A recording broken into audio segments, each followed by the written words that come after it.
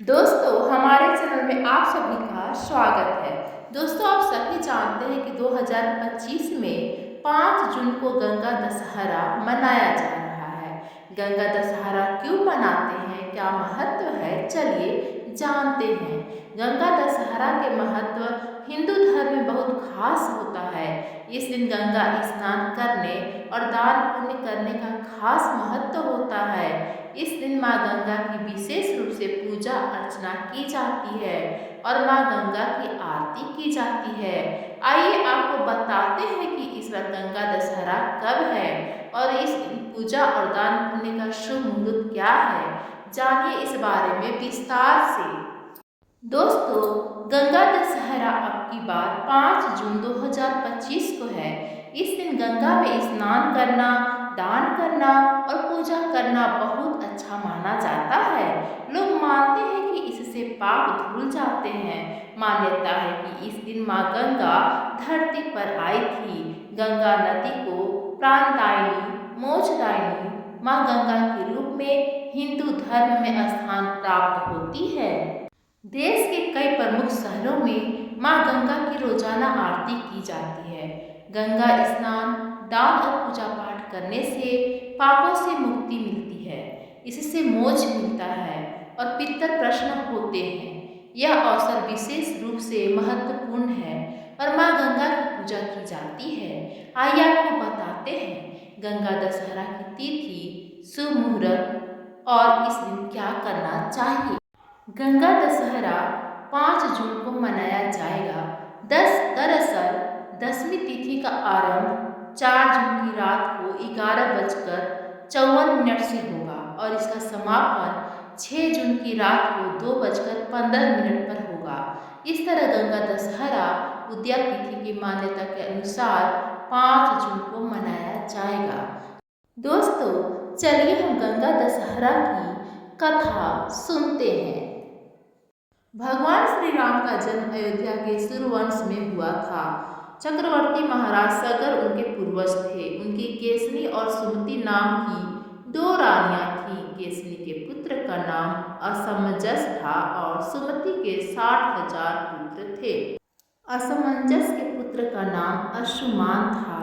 राजा सगर के असमंजस सहित सभी पुत्र अत्यंत उदंड और दुष्ट प्रकृति के थे, परंतु पौत्र अंशुमान धार्मिक और देव गुरु पूजक था। पुत्रों से दुखी होकर महाराज सगर ने असमंजस को देश से निकाल दिया और अंशुमान को अपना उत्तराधिकारी बनाया।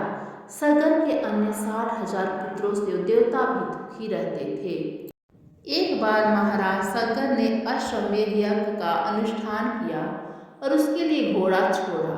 इंद्र ने अश्वमेध यज्ञ के उस घोड़े को चुरा कर पाताल में ले जाकर कपिल मुनि के आश्रम में बांध दिया, परंतु ध्यानावस्थित मुनि इस बात को न जान सके। सगर के 60,000 अहंकारी पुत्रों ने पृथ्वी का कोना कोना छान मारा, परंतु वे घोड़े को न पा सके। अंत में उन लोगों ने पृथ्वी से पाताल तक मार्ग खोद डाला और कपिल मुनि के आश्रम में जा पहुँचे। वहाँ घोड़ा बंधा देखकर वे क्रोधित हो शस्त्र उठाकर कपिल मुनि को मारने दौड़े। तपस्या में बाधा पड़ने पर मुनि ने अपनी आंखें खोली। उनके तेज से सगर के 60,000 उदंड पुत्र तत्काल भस्म हो गए। गरुड़ के द्वारा इस घटना की जानकारी मिलने पर अंशुमान कपिल मुनि के आश्रम में आए तथा उनकी स्तुति की। कपिल मुनि उनके विनय से प्रसन्न होकर बोले, अंशुमन घोड़ा ले जाओ और अपने पितामह का यह पूरा कराओ। ये सगर पुत्र उद्दंड, अहंकारी और अधार्मिक थे। इनकी मुक्ति तभी हो सकती है जब गंगा जल से इनकी राख का स्पर्श हो। अंशुमान ने घोड़ा ले जाकर अपने पितामह महाराज सगर का यह पूरा कराया। महाराज सगर के बाद अंशुमान राजा बने, परंतु उन्हें अपने चाचाओं की मुक्ति की चिंता बनी रही। कुछ समय बाद अपने पुत्र दिलीप को राज्य का कार्यभार सौंपकर वे वन में चले गए तथा गंगा जी को स्वर्ग से पृथ्वी पर लाने के लिए तपस्या करने लगे और तपस्या में ही उनका शरीरांत भी हो गया। महाराज दिलीप ने भी अपने पुत्र भागीरथ को राज्यभार देकर शव पिता के मार्ग का अनुसरण किया। उनका भी तपस्या में ही शरीरांत हुआ, परंतु वे भी गंगा जी को पृथ्वी पर ना ला सके। महाराज दिलीप के बाद भागीरथ ब्रह्मा जी की घोर तपस्या की। अंत में 3 पीढ़ियों की इस तपस्या से प्रसन्न हो पितामह ब्रह्मा ने भगीरथ को दर्शन देकर वर मांगने को कहा। भागीरथ ने कहा, हे पितामह, मेरे 60,000 पूर्वज कपिल मुनि के शाप से भस्म हो गए हैं। उनकी मुक्ति के लिए आप गंगा जी को पृथ्वी पर भेजने की कृपा करें। ब्रह्मा जी ने कहा, मैं गंगा जी को पृथ्वी लोक पर भेज तो अवश्य दूंगा, परंतु उनके वेग को कौन रोकेगा? इसके लिए तुम्हें देवादिदेव भगवान शंकर की आराधना करनी चाहिए। भागीरथ एक पैर पर खड़े होकर भगवान शंकर जी की आराधना शुरू कर दी। उनकी तपस्या से प्रसन्न होकर भगवान शिव ने गंगा जी को अपनी जटाओं में रोक लिया और उसमें से एक जटा को पृथ्वी की ओर छोड़ दिया। इस प्रकार गंगा जी पृथ्वी की ओर चली। अब आगे आगे राजा भगीरथ का रथ, पीछे पीछे गंगा जी। मार्ग में जहु ऋषि का आश्रम पड़ा। गंगा जी उनके कमंडलू दंड आदि बहाते हुए जाने लगी। यह देख ऋषि ने उन्हें पी लिया। कुछ दूर जाने पर भगीरथ ने पीछे मुड़कर देखा तो गंगा जी को न देख वे ऋषि के आश्रम पर आकर उनकी वंदना करने लगे। प्रसन्न हो ऋषि ने अपनी पुत्री बनाकर गंगा जी को दाहिने कान से निकाल दिया। इसलिए देवी गंगा जानवी नाम से भी जानी जाती हैं। भगीरथ की तपस्या से अवतरित होने के कारण उन्हें भागीरथी भी कहा जाता है। इसके बाद भगवती भागीरथी गंगा जी मार्ग को हरा भरा सस्य श्यामल करते हुए कपिल मुनि के आश्रम में पहुंची, जहां महाराज भगीरथ के 60,000 पूर्वज भस्म की ढेरी बने पड़े थे। गंगा जल के स्पर्श मात्र से वे सभी दिव्य रूपधारी हो दिव्य लोकों को चले गए। दोस्तों, इस प्रकार यह कथा समाप्त हुई। चलिए हम गंगा आरती शुरू करते हैं।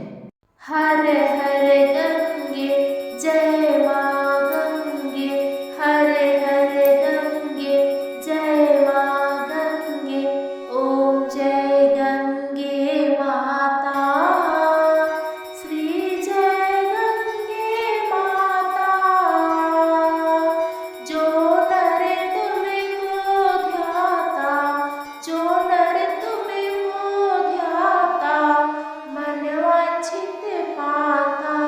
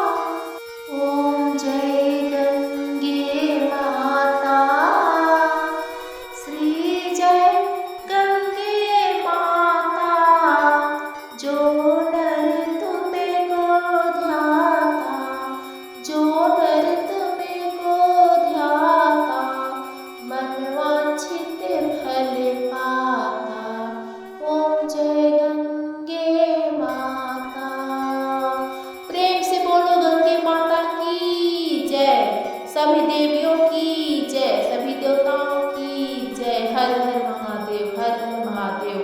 तो दोस्तों, आप लोगों को यह जानकारी कैसी लगी? यदि पसंद आया तो प्लीज़ दोस्तों, प्लीज़ प्लीज़ प्लीज़ हमारे चैनल को like, comment, share and subscribe कर दीजिए। धन्यवाद दोस्तों।